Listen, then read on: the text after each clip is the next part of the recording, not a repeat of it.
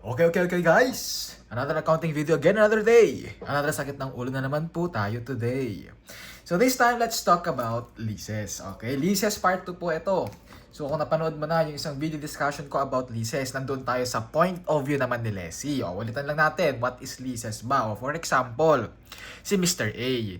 Si Mr. A daw, nagre-renta kay Mr. B. Si Mr. B, si lessor, siya yung may-ari ng property. Si Mr. A, dahil nagre-renta siya ng property kay Mr. B, si Mr. A ngayon nagbabayad kay Mr. B. O, si Mr. A, it pays. It leases the property to Mr. B. Si Mr. B, anong binibigay kay Mr. A? Yung right to use the property. Sa point of view ni Lessee, anong sinabi natin doon? General rule natin, point of view ni Lessee is finance lease lahat ng properties natin or lahat ng leases natin doon. Finance lease tayo doon. Exception to that rule, it can be classified or it can be measured at operating lease kapag daw yung property daw na inupahan ni Mr. A is a low value asset. Pangalawa, kapag daw yung renta daw or yung lease term daw nila is short term only. Then such time, it will be classified as operating lease. Ano ba yung difference? 'Di ba kapag operating lease tayo, anong ginagawa mo diyan? Straight line lang daw yung pag-recognize natin ng expenses. Okay, yung rent expense natin, straight line lang daw tayo doon.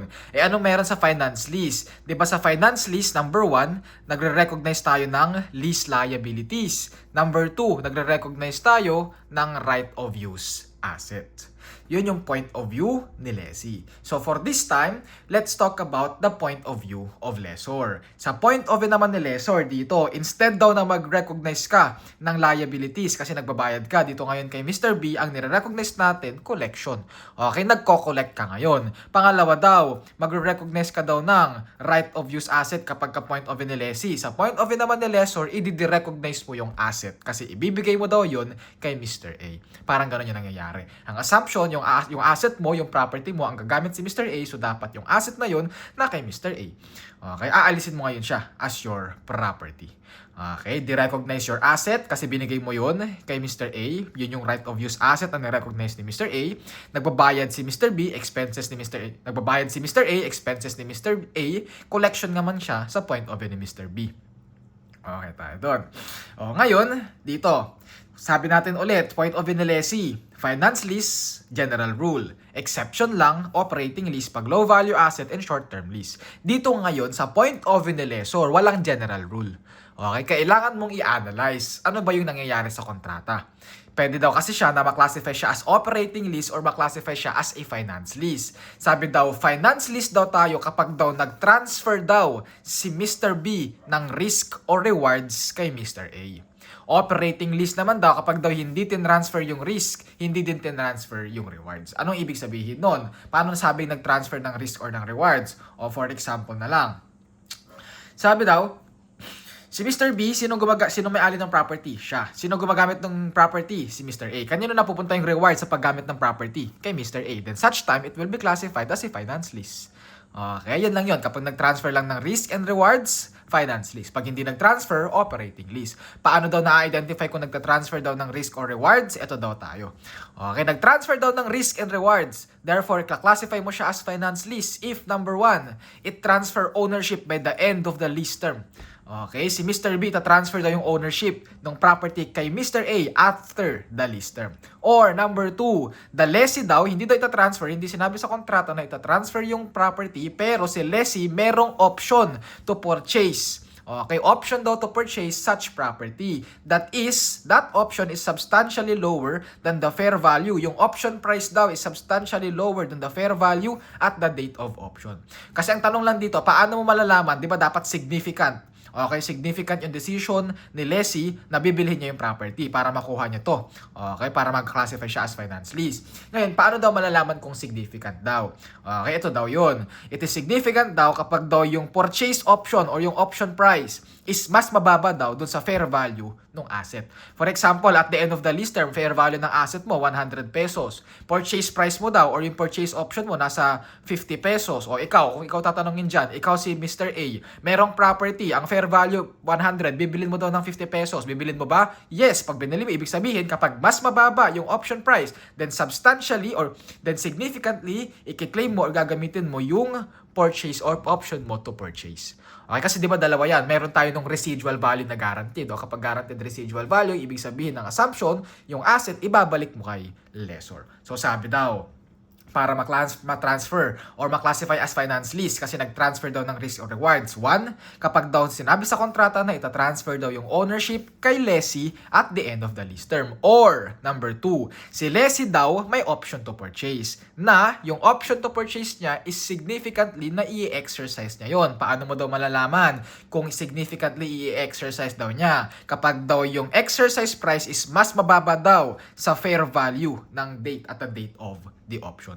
Fair value ng property at the date of the option. And number 3 daw, sabi daw, if daw, yung lease term daw is for the major part of the economic life of asset even if the title is not transferred. Even daw hindi daw magta-transfer ng title at the end of the lease term or walang purchase option. Pero daw kasi, gagamitin daw ni Mr. A yung property ni Mr. B ng mas matagal or significantly or yung lease term is major part na ng economic life or ng useful life ng property. Anong ibig sabihin yan? O sinabi dito walang sinabi sa standard kung ano yung major part. Okay, how much is major part. Pero sinabi kasi dun sa mga interpretations with regards to leases, sabi daw, it is a major part daw if 75% daw or more of the asset's economic life, yung lease term. So kung i-illustrate natin yan, for example na lang, lease term natin, nasa 5 years. Ilan yung useful life? Yung useful life ng property, o useful life ng property, sabihin na natin nasa 6 years. O ilang percent kaya? Ilang percent na magagamit ni Mr. A yung property compare kay Mr. B. Si Mr. A, magagamit niya ng 5 years, useful life ng property is nasa 6 years, nasa 83%. 83%, more than 75% na yon. Ibig sabihin daw, ang classification daw ng pagrenta ni Mr. B kay Mr. A is a finance lease. Okay? Finance lease na daw tayo dito. Kapag daw yung lease term, ito lang, compare mo lang. Lease term, ilang years gagamitin ni Mr. A? O ilang years ba magagamit ni Mr. B yung property? O sabi daw, magagamit daw ni Mr. B yung property 6 years kasi yun yung useful life ng property. O si Mr. A daw, gagamitin niya yung property na ginawa ni Mr. B ng 5 years. O sabi daw, mas mabuti pa si Mr. A na lang ang may asset. So classified na siya as finance lease, na transfer yung risk, na transfer yung rewards. Number 4, kapag daw yung present value ng minimum lease payment natin amounts to at least substantially all of the fair value of the leased asset at the inception date. Sinabi naman din daw sa interpretations na yung substantially daw is 90% of the fair value of the leased asset. So anong ibig sabihin nun? O may fair value yung asset mo. For example, yung fair value ng asset natin 1 million pesos. Magkano ba yung babayaran mo daw all in all kapag pinarentahan mo itong 5 years natin na to? For example na lang. For example, 150,000 a year o 150,000 a year for a period of 5 years, magkano yan? 150,000 times 5 years, that is 750,000. 750,000 daw yan. Okay, so palitan na lang natin. For example na lang, nasa 190,000. Okay, 190,000 a year. So that's 190,000 a year times 5 years, that is 950,000. O 950,000 yung total na babayaran ni Mr. A dun sa renta. Magkano pinambili ni Mr. B sa property? 1 million. O ilang percentage siya? 950,000 divided by 1 million pesos, that is 95%. Ang sinasabi, substantially daw ang nagbayad ng property parang si Mr. A. So dapat lang, tama lang na dapat ang mag-recognize ng asset si Mr. A, which is in the form of right of use asset. Kaya si Mr. B, finance lease daw ang recognition. Kasi pag finance lease, i-recognize natin yung asset. Okay? Sa point of view ni Mr. B, i-recognize mo yung asset. I-recognize naman ni Mr. A yung asset, which is yung right of use asset. Okay, and number 5, sabi dito, asset is for specialized nature that only the lessee can use it without major modification. So, ang sinasabi lang dito, may ginawang asset si Mr. B, pinarentahan niya. Nung pinarentahan niya yung asset na meron daw siya, pag pinarentahan daw niya sa iba yun, hindi daw magagamit ng ibang tao yun. Okay, pero pag pinarentahan daw niya kay Mr. A yun, magagamit ni Mr. A yun. Bakit daw? Kasi yung property daw na yun, ginawa mismo ni Mr. B para kay Mr. A. Yun yung sinasabi dito sa number 5. Okay? So, itong 5 na to. It's either of the one. Kapag na-meet mo yung isa dyan, sabi daw, nag-transfer daw ng risk. Nag-transfer din daw ng reward. Therefore, classified siya as finance lease. Pag wala dito sa 5 na to, then classified siya as operating lease. Anong ibig sabihin? Paano mo malalaman pag classified as operating lease? O for example na lang, hindi nag-transfer ng ownership.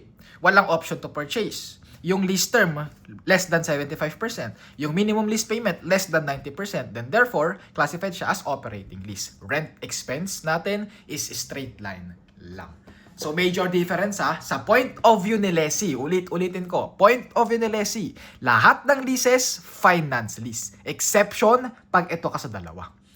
Point of view ni lessor, finance lease or operating lease. Depende kung nag-transfer ng reward. So, mas mag-a-analyze ka sa point of view ngayon ni Mr. B. Okay tayo. O, isang major difference pa nila.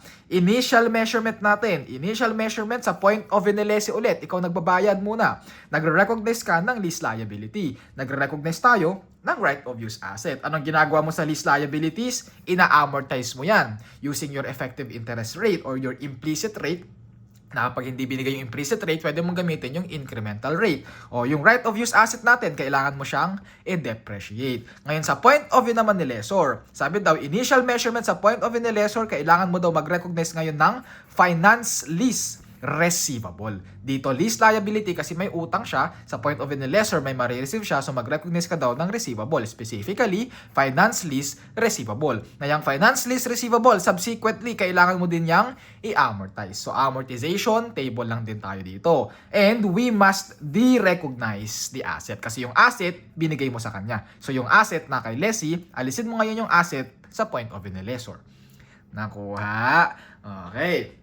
So that's the major differences ng leases sa point of view ni lessee and sa point of view ni lessor. Ngayon sa point of view ni lessor, medyo mahihirapan ka ng konti kasi syempre nasanay ka sa point of view ni lessee. Pero actually kung sanay ka na sa point of view ni lessee, parehas lang din kasi ng rule sa point of view ni lessor. Dito lang sa point of view ni lessor, meron ka lang nire-recognize na hindi mo nire-recognize sa point of view ni lessee. Bakit? Kasi sa point of view ni lessee, di ba ang ginagawa mo lang dyan, nagbabayad ka lang naman ng nagbabayad. Sa point of view ni lessor, may nare-receive ka. May nare-receive ka. Bakit? Kasi yung asset, pinahiram mo sa kanila. Na yung asset mo pala, kapag finance lease, parang binenta mo na rin kasi din-recognize mo yung asset mo na yun sa point of view ni lessor. So, ibig sabihin, kung may nare-receive ka, tapos may nare-receive ka, and meron kang binitawan, parang anong nangyayari, meron ka ngayong sale. Yon. Pwedeng merong instances na meron tayong sale. Meron tayong, o pwedeng possible na gumawa ka ng asset, meron kang nare-receive, meron kang investment. Therefore, dito sa point of view ni lessor, ito lang yung tip natin dito. Pag nakita mo yung problem, tapos ang tinatanong, point of view ni lessor, ito muna. Number 1, hanapin mo yung gross investment. Number 2, hanapin mo yung net investment. Gross investment less net investment, that is equal to your unearned interest income. Isa-isahin natin yung difference. Gross investment, ano ba yung gross investment? That is your gross lease receivable. This is equal to the gross lease liabilities. In short, yung gross lease receivable, which is yung gross investment ni lessor, yan yung finance lease receivable na marireceive ni lessor without taking into account the present value. Kaya hindi mo ipe-present value yan. Yan yung total amount na marireceive talaga sa point of view ni lessor. Ano ngayon yung net investment? Yung net investment daw, that is your minimum lease payment plus your unguaranteed residual value. Ano yung minimum lease payment? Naalala mo ba? Diba sa minimum lease payment, ito din yon, lease liability pero naka-present value. Ibig sabihin, dito sa net investment natin, nalito ako. Gross investment muna pala. Gross investment, that is your gross lease receivable. Yung total receivable na marireceive niya. Or, that is your minimum lease payments. Yung lease payments mo dito na hindi pa naka-present value plus the unguaranteed residual value. Kung maaalala mo, doon sa concept natin ng sa point of view ni lessee, 'di ba meron ka ditong residual value na tinitake into account mo yung residual value, nandoon yun sa VAPE F natin, VAPE F, 'di ba? Doon sa VAPE F natin meron ka nung babayaran mo daw kapag daw merong residual value na ginaranti mo. Guaranteed 'yon, GRV 'yon. Guaranteed residual value, yun lang yung tinitake into account mo sa point of view ni lessee. Pero sa point of view ni lessor, take note mo ito. Lahat ng residual value, whether guaranteed or unguaranteed, kailangan mo yang i-take into account with regards to computation of your finance lease receivable. Kaya dito, yung gross investment mo, that is equal to your minimum lease payments. Yung minimum lease payments mo, kasama na dyan yung guaranteed residual value. Paano sir pag hindi guaranteed? O i-add mo pa rin daw yung unguaranteed residual value. Yan yung isa sa difference ni lessee and ni lessor. Ulitin ko lang. Point of inelesi, merong residual value. To take into account mo ba yung residual value? Tanungin mo muna, guaranteed ba or unguaranteed? Pag guaranteed sa point of inelesi, o isama mo yan sa lease liabilities mo. Pag unguaranteed, ignore natin yan. Sa point of ni Mr. B, sa lessor, unguaranteed or guaranteed, wala kang pakialam. Kasama yan sa marireceive mo daw. Finance lease receivable. Next, ano yung net investment? To be short, to be precise, net investment is simply the present value of your gross investment. I-present value mo lang daw ito. Yun lang yun. Or, the present value of your minimum lease payments. Ito, i-present value mo daw to, plus yung present value daw nung unguaranteed residual value. Parehas lang din yan. Present value nito, plus present value nito.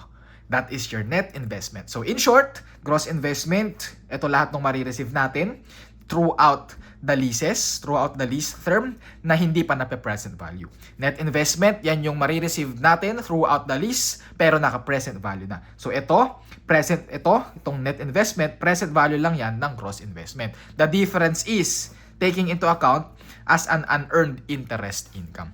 Okay, unearned interest income mo daw yan, which is yung unearned interest income is a contra lease receivable account or a total finance income. Pag narinig mo sa problem, tinatanong how much is your total finance income? That is simply your unearned interest income. Ililess mo lang yung gross investment and yung net investment natin. Okay, yan lang ha. Ulitin ko lang. Tandaan mo lang ha. Differences, point of inelesi and point of inelessor. Sa lessee, kailangan mag-recognize ng lease liability. Kailangan mag-recognize ng right of use asset. I-amortize mo yung lease liability, i-depreciate mo yung right of use asset. Point of inelessor, recognize ka ng receivable ngayon na i-amortize natin. And yung asset, i-recognize natin. Point of view ni lessee, general rule, finance lease. Exception lang, operating lease pag low value asset and pag short-term leases. Point of view ni lessor, it's either operating or finance lease depende kung nag-transfer ng risk and rewards. Yung risk and rewards na transfer daw yan pag na-meet itong isa sa 5 na to. Okay? And pangalawa, sa pagko-compute ng lessor natin, ulitin lang natin, hanapin mo muna yung gross investment, hanapin mo yung net investment. Gross investment less net investment, that is your unearned interest income. Gross investment, hindi pa naka-present value yan. And i-take into account natin yung residual value, guaranteed man or unguaranteed man. Net investment, present value lang yan ng gross investment natin. Okay. Ngayon sa point of view ni lessor, dalawa daw yung types of finance lease natin. Finance lease can be classified into two. Pwede daw meron tayong direct financing and pwede daw meron tayong sales type lease. Ano lang yung difference? Yung sales type lease dito, ang nangyayari lang dyan, it is assumed na nagbenta ka. Kung nagbenta ka, meron kang sales. Siyempre, meron kang binenta, may cost of goods sold ka. Yung difference, sales less cost of goods sold, that is equal to your gross profit. Ngayon sa direct financing natin, dito daw sa direct financing, tandaan mo na lang, that your cost or the present value of asset given up plus initial direct cost. Kaya lang daw yung sa direct financing natin. Samantalang dito sa sales type lease natin or tapos sa direct financing, income is recognized only through interest. Naaalala mo ito? Unearned interest income natin. Dito lang daw nanggagaling yung income natin kapag ka-direct financing tayo. Pero sa sales type lease, yung income din daw natin as if nagre-recognize ka ng gross profit. Tandaan mo na lang ngayon, how much is the sales? How much is the cost of goods sold? Sabi daw, sales daw is the net investment or the present value of minimum lease payment. Ito. So, itong net investment mo daw dito, that is equal to your sales. Whichever is lower daw ng fair value of the asset. Sino daw mas mababa? Yung fair value ng asset o yung net investment mo dito? Kung sino yung mas mababa, yun daw yung i-recognize mo na sale. And ano yung cost of goods sold? Yung binenta mo. Ano ba yung binenta mo? Yung property. So ano yung cost of goods sold mo? Magkano cost of goods sold mo? Yung cost or yung carrying amount ng asset na binenta natin. Okay tayo. Yun lang yun. Yung or wala po yan. Wala. So yun lang difference direct financing, medyo simple. Sales type lease, medyo lilituin ka. Kasi kailangan mo mag-recognize ng sale, kailangan mo mag-recognize ng cost of goods sold. Sales less cost of goods sold is equal to your gross profit. Tandaan mo na lang na sales natin is yung net investment natin, yung cost of goods sold natin, yung cost ng asset natin. Okay? Note mo na lang dito, take note natin. Residual value is ignored if asset will not revert to the lessor. Ayun. Kung ang assumption daw natin dito is hindi daw babalik kay lessor yung property. Any residual value, guaranteed or unguaranteed, ignore daw natin yun. Okay, i-ignore lang natin yun. So ano pa yung difference ng direct financing and sales type lease? Ito yan. Entries lang. Entries lang na actually difference natin dito. Excuse me. Sa direct financing, okay, the moment daw na mahanap mo na yung gross investment natin, ito, gross investment natin, mag-recognize ka na raw. Recognize ka na raw ng finance lease receivable, which is equal to your gross investment. Receivable yan, debit tayo dyan. Anong credit natin? Equipment natin. Yung equipment, yung cost na i-recognize natin. Kasi sinabi natin dito, recognize finance lease receivable, di-recognize asset. Alisin mo daw yung asset natin, which is yung equipment. Na usually, yung cost ng equipment mo is usually equal sa net investment natin. Tandaan mo na lang yan. Usually lang usually lang. Usually, it applies only to direct financing. Then yung difference, i-recognize mo lang as unearned interest income, which is a contra receivable account. Okay, sa sales type list naman natin, recognize ka lang din finance lease receivable kasi yun yung sinabi natin. You recognize finance lease receivable and you de-recognize asset. O recognize ka ng finance lease receivable. And in addition of that, recognize ka daw ng sales kasi sales type list nga as if nagbenta ka. Recognize ka ng sales. Magkano daw finance lease receivable natin? Parehas lang din dito yung gross income natin. Pero dito, instead daw na equipment yung i-credit natin, credit daw muna natin is sales which is equal to your net investment. Yung difference is yung unearned interest income natin. And since nagbenta ka, may sales ka, may cost of goods sold ka. Debit ka ng cost of goods sold, credit ka ng inventory or ng property. Ano yon? Yung property o yung cost ng property na binenta natin. Kaya dito, andito yan. Itong equipment natin, itong entry po yan. Okay. Okay tayo. O, sa point of view naman ni Leslie, ito lang naman entry natin sa point of view ni Leslie, di ba? Do debit ka lang ng ROA, credit lang tayo ng lease liability. So dito na tayo mag-focus sa residual value. Dito lang medyo mas nakakalito ng konti sa point of view ni residual value. Ulitin ko lang, sa residual value, i-ignore natin yung residual value kapag yung asset is ina-assume na ibabalik mo daw kay lessor. Okay? Or ina-assume natin na hindi kasama yung residual value pag yung asset daw hindi daw babalik kay lessor. Or ang assumption, kukunin ni lessee yung property. So, hindi na babalik o wala ng residual value. I-ignore na natin. Yan. Okay, ngayon si residual value ulit, pwedeng guaranteed, pwedeng unguaranteed. Ngayon, ito, dito lang naman yung problema sa sales type lease. Pag sales type lease kasi tayo, sales type lease, guaranteed residual value. Sabi daw sa guaranteed residual value sa point of view ni sales type lease, yung computation mo ng gross investment is your total rental revenue or yung total receivable natin plus yung guaranteed residual value that is equal to your gross investment. Okay, yung gross investment mo dito. Ito yan. Total minimum lease payment plus guaranteed residual value. Ito yon.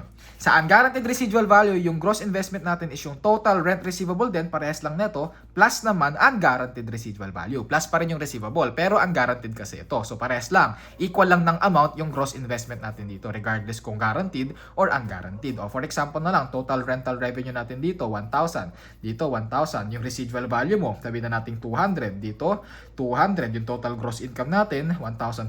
Dito, 1,200. Net investment, ipe-present value mo lang ito.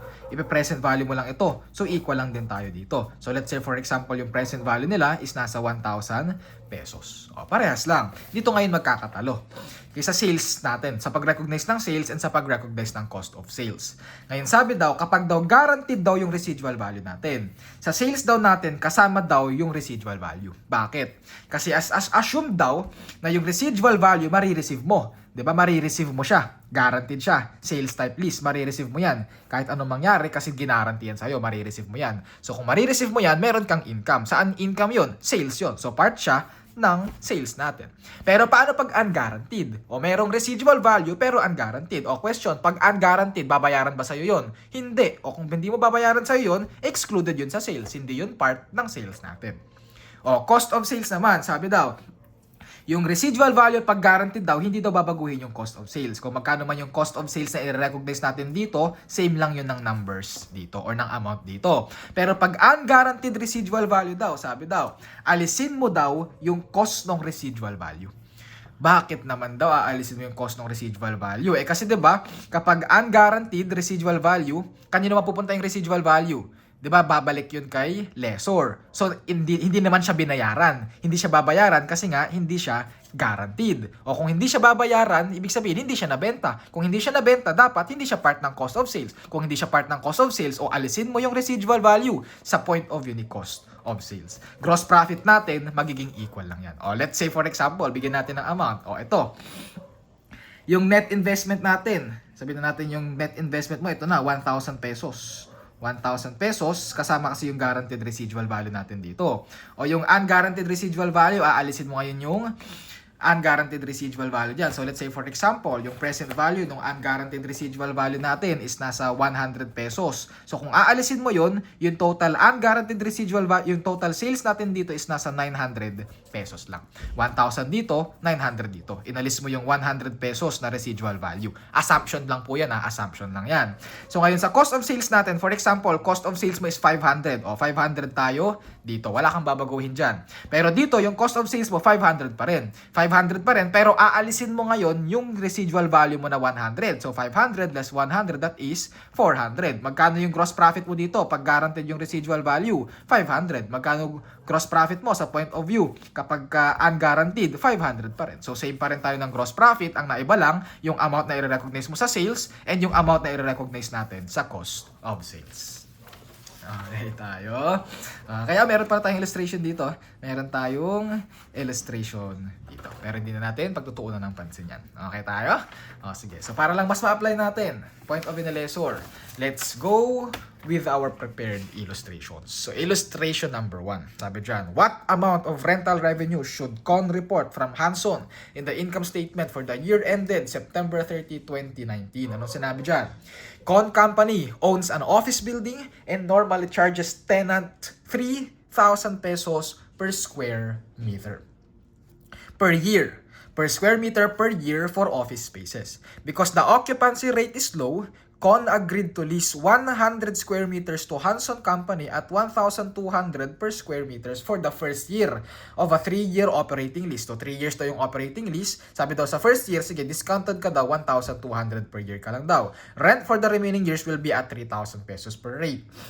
Hanson moved into the building on January 1, 2019 and paid the first year rent in advance. What amount of rental revenue should Con report from Hanson in the income statement for the year ended September 30, 2019? O sinabi, operating lease. Pag operating lease, fix tayo ng rent expense. O year 1, year 2, and year 3. Year 1, magkano babayaran mo daw? 1,200. Year 2, magkano babayaran natin? 3,000 pesos na dan. And sa year 3. O magkano total natin dyan? 1,200 plus 3,000 plus 3,000, that is equal to 7,200. Ilang square meters daw yan per square meter to? Ilang square meters daw ito? 100 square meters. So times 100, that is equal to 720,000 square meters. And ilang taon yan? 3 years. Divide lang tayo ng 3 years. 720,000 divided by 3, that is equal to 240,000 pesos. 240,000 annually tayo dito. Kailan nang tinatanong lang sa'yo? September 30. Kailan ka nag-start? January 1. Ilang months ang nakalipas? January, February, March, April, May, June, July, August, September. That is 9 months times 9 over 12. 240,000 times 9 divided by 12. This is equal to 180,000. Letter C for illustration number 1.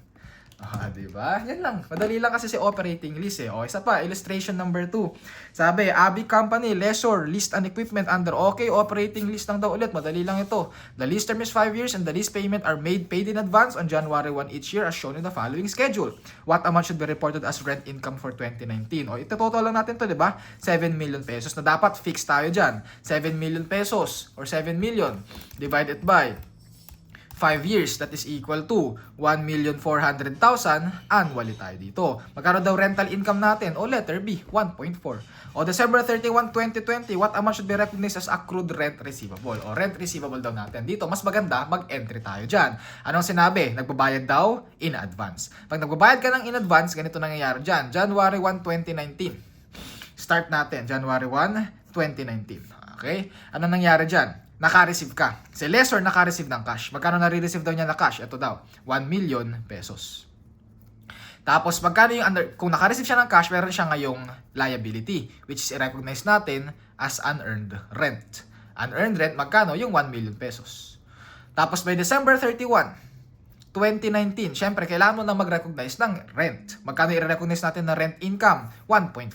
So, debit ka ng alisin mo yung unearned rent, debit ka ng unearned rent, magkano yung recognize mo? Ito, 1 million pesos. Credit ka ng rent income, magkano i-recognize mo na rent income? Ito, kasi fixed tayo dyan, 1,400,000. Kulang ka sa debit. Ano yung debit natin? Receivable. Debit ka ngayon dito ng rent receivable worth of 400,000. Yan yung entry mo for 2019. O for 2020, naka-receive ka ulit ng January 2020. Ang entry mo doon, debit ka ng cash. Magkano na-receive mo na cash? 1 million pesos. Credit ka lang ulit, unearned rent. Magkano? 1 million pesos. Tapos dito, December 31, 2020. Ano magiging entry mo lang ulit dito? Debit lang tayo ng alisin mo lang ulit, unearned rent. Alisin mo yung unearned rent na nirecognize mo dito kasi nabayaran na or rental income mo na talaga yan, 1 million pesos. Credit ka ng rent income. Magkano i-recognize natin na rent income? Kasi operating lease, fixed dapat yan, 1,400,000. Tapos meron ka na naman kulang sa debit. Anong debit natin? Debit tayo ng rent, receivable, magkano yung difference? Nasa 400,000.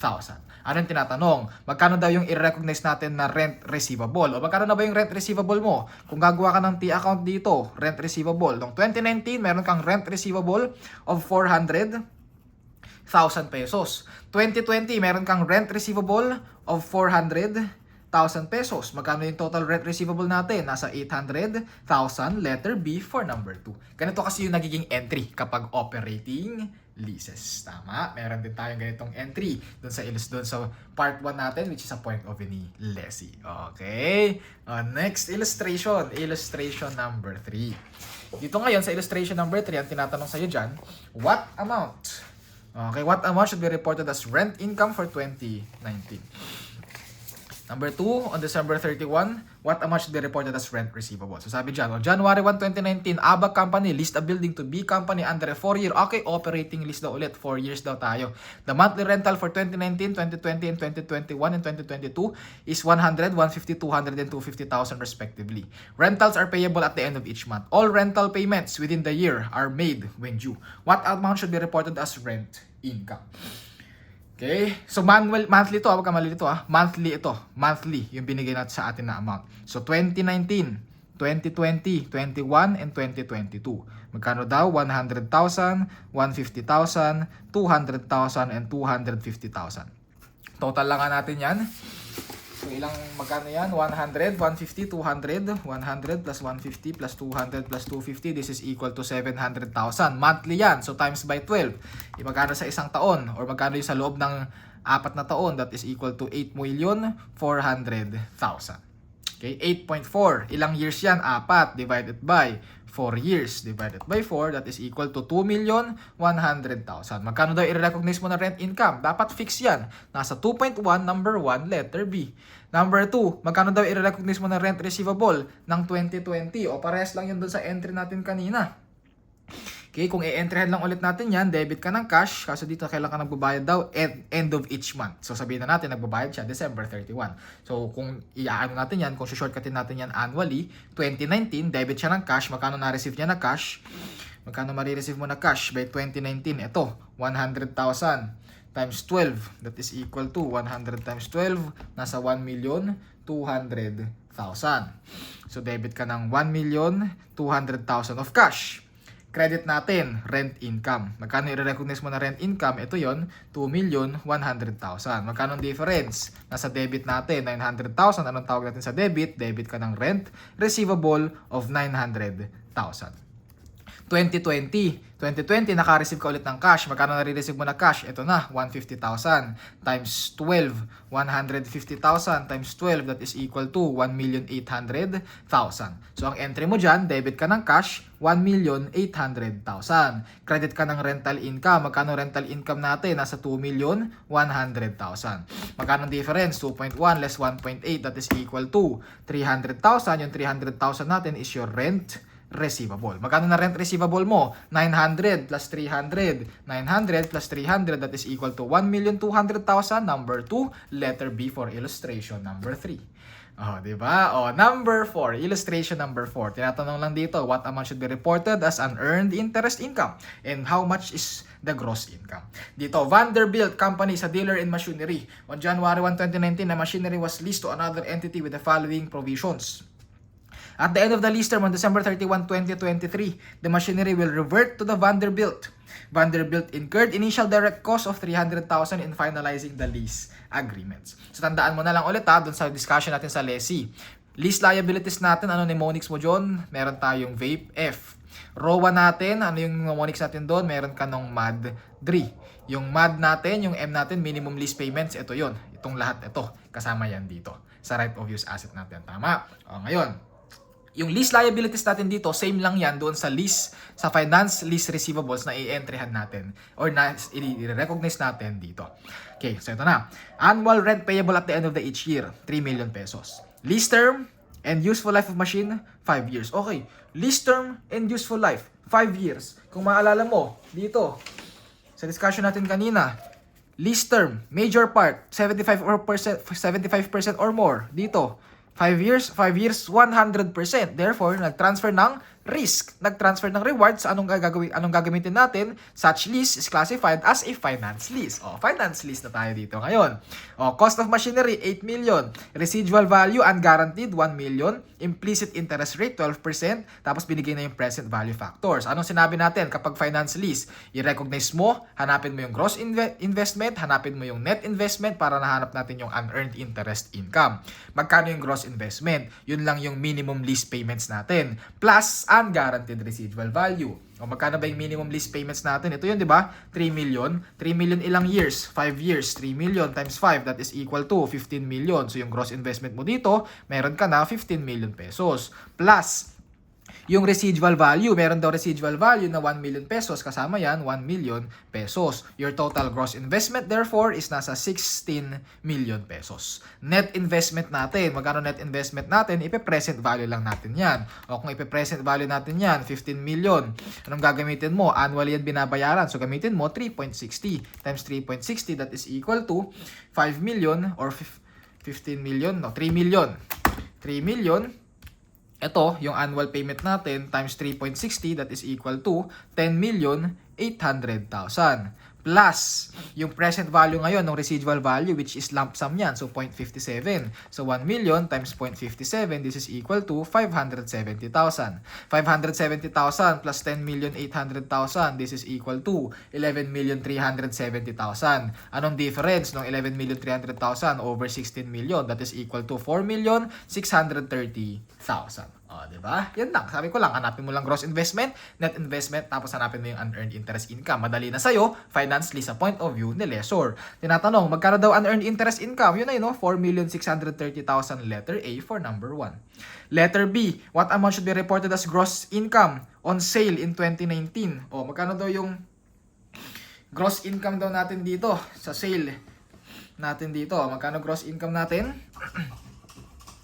Magkano i-recognize natin ng gross income? Huwag mong gagamitin yung gross investment, ha? Yung gross income natin in the sale for 2019, that is, kung meron daw sale, it is assumed na sales type lease ito. So, meron tayong sales, meron tayong cost of goods sold, and meron tayong gross investment. Ito yung or gross income. Ito yung hinahanap sa'yo, gross income or your gross profit. Magkano ulit yung i-recognize mo na sale? Diba that is equal to your... Kano ba to? 11 million to, no?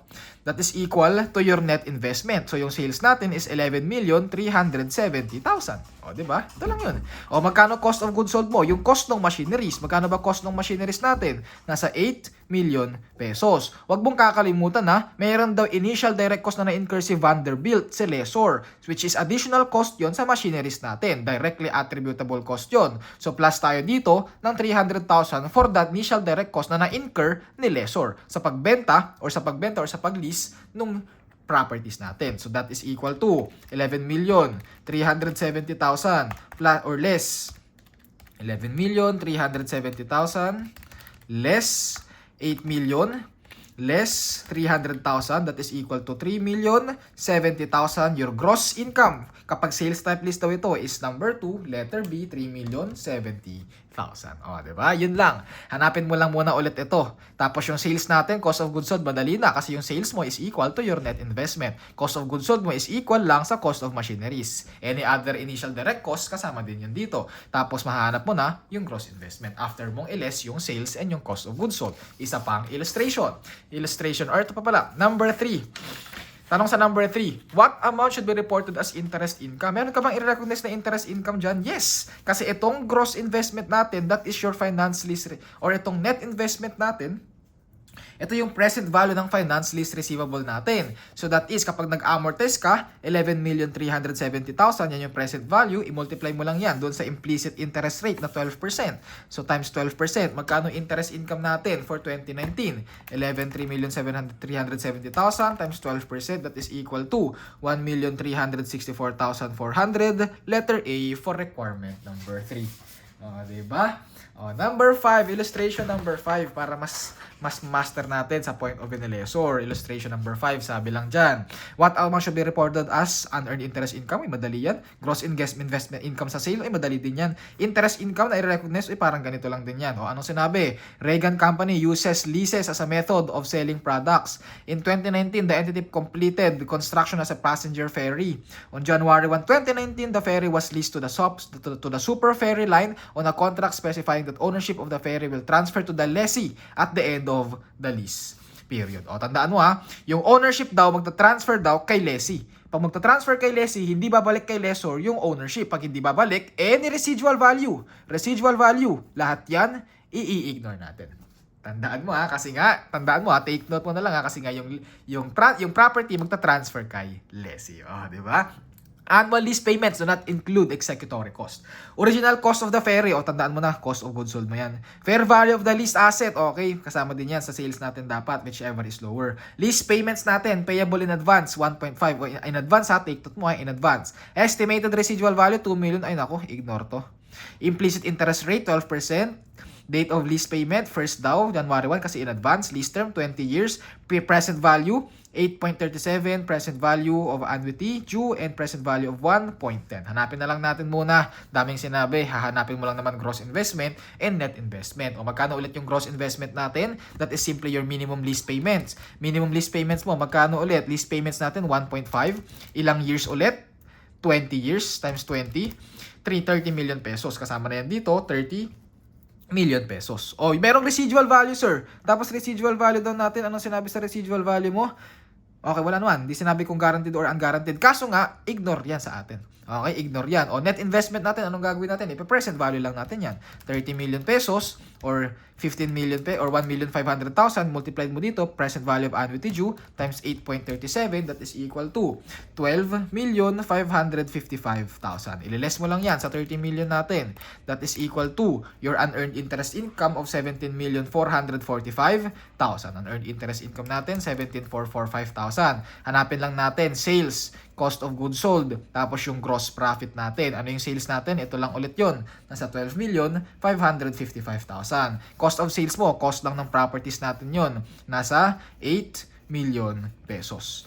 Okay? Sa bracket sales, kasi nga, tinan mo, merong binigay na fair value. Kaso whichever is lower, ano mas mababa? Ito. So, ito muna yung gagamitin natin as your sales. Kasi sinabi natin, di ba? Sales natin is yung net investment or the fair value of the lease at the lease date, whichever is lower. Since lower yung net investment, sales natin is equal to your net investment. Magkano gross profit mo dyan? 12,555,000 less 8 million pesos. That is equal to 4,555,000. Anong tinatanong sa'yo? Magkano daw yung unearned interest income natin? 17,445,000, letter A. Number 2, magkano gross income natin? Ito lang yun, 4.555, letter B. Number 3, magkano daw yung interest income natin? Magkano ba yung present value? Diba ito yon? 12,555,000 na i-multiply mo lang sa 12%. Yes, i-multiply mo lang sa 12%. Pero huwag mong kakalimutan kasi dito, advance payment tayo. Pag advance payment, di ba, binabawas mo muna yung payment in advance kapag nag-amortize tayo dito. Pwede ka mag-amortization table po, pero sa akin, mas sanay na kasi ako sa ganito kasi alam ko na yung amortization table. So, sino-shortcut ko na and 1 year lang naman ito. So, sige. So, magli-less lang tayo muna dito ng 1,500,000. So, 12,555,000 less 1,500,000 multiplied by 12%. 12,555,000 less 1,500,000 times 12%. 12,555,000 less 1,500,000 times 12%, that is equal to 1,326,600, letter C for requirement number 3. Okay, ito lang yung trick dito advance payment po kasi, advance payment. Dito kasi year-end tayo, so hindi ka na nag-less ng lease payments dito. Dito naman, nag-less ka muna ng lease payments kasi nga advance payment tayo. So tandaan mo na lang yung itsura ng amortization table natin. Additional illustration. Illustration number 6. Okay, medyo marami akong pinrepare na illustration dito up to illustration number 8 tayo. Okay, illustration number 6, sabi naman dyan. Mariana's company adopted the policy of leasing as the primary method of selling its products. The entity's main products is a small helicopter that is very popular among politicians and entity managers. Mariana's company constructed such helicopter for Jade Company at a cost of 8,500,000. Yun yung cost mo. The terms of the lease provided for annual advance payments of 2.5 to be paid over 10 years with the ownership transferring to the lessee. Ownership transferring to the lessee, residual value ignore at the end of the lease period. It is estimated that the helicopter will have a residual value of 1.6. Okay, ignore. Okay, the lease payments began January 1, 2019 kasi nga advance. Mariana's company incurred initial direct cost of 500,000. Okay, na part ito ng cost natin. In financing the lease agreement with Jade, the cash sales price of the helicopter is 14,875,000. Okay, cash price 14,875,000. Financing the construction was at 14%. The present value of an annuity due of 1 at 14% for 10 periods is 5.95. What amount should be reported as gross income, unearned interest income, and interest income? Alam ko na, gross investment, net investment, unearned interest income. Magkano gross investment natin? Sabi daw, 2.5 for 10 years. Magkano yon? 25 million pesos. Binigay residual value, pero ignore natin yan. Yung net investment lang tayo, o net investment lang natin. Sabi, 5.95 daw. Try lang natin. 25 or 2,500,000. Times 5.95, that is equal to 14,875,000. Magkano yung difference natin dito? That is equal to, okay, 25 million less 14,875,000. This is equal to 1 or 10,125,000. Tapos hanapin mo lang sales. Hanapin lang natin cost of sales and yung gross profit. Sales natin, ito yon 14,875,000. Cost of goods sold natin, ito yun, no? 8,500,000. Na wag mong kakalimutan, merong initial direct cost of 500,000. So magkano yung total gross profit natin? 14,875,000 less 8,500,000 less 500,000. That is equal to 5,875,000. Anong tinatanong? Magkano gross income? Gross income, 25. Or magkano gross income for the sale? Gross income, gross profit, 5,875,000, letter A. Unearned interest income, 10,125,000. Interest income daw natin, ito lang ulit yun, 14,875,000. Huwag mo kakalimutan, advance payment yan. Advance payment yan, less ka muna ng 2,500,000. Ilan yung rate natin? Nasa 14%. 14,875,000 less 2,500,000 times 14%, this is equal to 1,732,500, letter B for number 3. Diba? Paulit-ulit na lang yan. O isa pa, illustration number 7. Sabi dyan, sinong nasabing mahirap ang point of analysis or point of analysis? Sinong nasabing mahirap ang leases? Madali lang ito sa atin. Illustration number 7, magkano gross investment, magkano unearned interest income, magkano ang reported as interest income. Sabi lang dyan, illustration number 7, Kamiya Company is in the business of leasing new sophisticated equipment. As lessor, the entity expects 12% return. At the end of the lease term, the equipment will revert to Kamiya Company. Okay, it will revert to Kamiya Company. So, any residual value, i-consider natin. January 1, 2019, an equipment is leased to another entity under a direct financing leases. Okay, pag direct financing, hindi mo na kailangan mag-recognize ng sales, tapos ng cost of sales. So, medyo mas madali ito. Residual value, kasama. Cost of equipment, kasama. Annual rental payable in advance, kasama din yan. Initial direct cost, kasama sana. Useful life, 8 years, 12%, January 1, 2019. Okay, hindi binigay sa yung present value factor natin dito. Pero ito na lang tatandaan natin. Pag direct financing lease tayo, your net investment is equal to the cost of equipment. Diba? Sinabi natin kanina yon. Your net investment is equal to the cost of your equipment. So kung hahanapin mo, gross investment, net investment is equal to your unearned interest income. Magkano gross investment natin? Diba ito yon? Annual rent payable, 900,000. Tapos ilang years? Nasa 8 years. Plus yung residual value natin na 600,000. Gross investment natin is nasa 7,800,000. Magkano net investment natin? It is assumed that is equal to the cost of equipment, which is nasa 5 million pesos. Plus yung initial direct cost kasi part din yan ng net investment natin. Plus 250,000. So yung total unearned interest income mo dito is 7.8 less 5,250,000. That is equal to 2,550,000. Number 1, unearned or gross investment natin, magkano daw? 7.8. Unearned interest income, 2.5550, letter A. Magkano yung reported mo as interest income natin? O, ito lang ulit yun. 5,250,000 na yung assume na present value mo. Advance payment ka daw dyan. O, alisin mo muna yung 900,000. Tapos, i-multiply mo dun sa interest rate natin na 12%. 5,250,000 less 900 times 12%. That is equal to 522,000. Letter B for number 3. Diba? Illustration. Illustration number 8. This is our last illustration for this video discussion. So, sabi lang din dyan, magkano daw at the commencement date of the lease, what would be the net lease receivable, gross investment, total unearned interest income, and your interest income. Sige. Illustration number 8. Sabi, at the beginning of the current year, lessor company leased a machine to lessee company. The machine had an original cost of 6 million pesos. The lease term was 5 years and the implicit rate on the lease was 15%. The lease is properly classified as a direct financing lease. The annual lease payments is 1,750 and made each December 31. So, and at the end of the lease term to. At the end of the year to. The machine reverts to lessor at the end of the lease term. At the time, the residual value of the machine will be 275,000. Iko-consider ba? Yes. Kasi nga, magre-revert daw kay lessor. The residual value is unguaranteed. Kahit na unguaranteed man yan. O, hanapin mo lang ulit. Gross investment, non-investment, unearned interest income. Magkano yung gross investment na natin? Annual lease payment mo, 1,750,000. Ilang years daw? Ilang years daw ba ang sinabi? Ilang years tayo dito? 5 years. Ito, 5 years times 5. That is equal to 8,750,000 plus yung unguaranteed residual value na 275,000. 8,750 plus 275,000, that is equal to 9,025,000. Magkano net investment natin? Direct financing yan. Pag direct financing, di ba equal lang yan sa cost ng equipment natin, which is nasa 6 million pesos. Para hindi ka na mahirapan. Less 6 million pesos, this is equal to 3,025,000. Unearned interest income natin. Okay, tinatanong. At the commencement date, what would be the net lease receivable? Magkano i-recognize natin na net lease receivable? Ano ba yung ine-entry mo sa net lease receivable natin? Ito yon, your net investment, that is equal to letter C, 6 million pesos. Okay, yan yung net lease receivable natin. Magkano daw yung gross investment mo? Ito yun, 9,025,000. Magkano total unearned interest income? 3,025,000. Magkano i-recognize mo na interest income?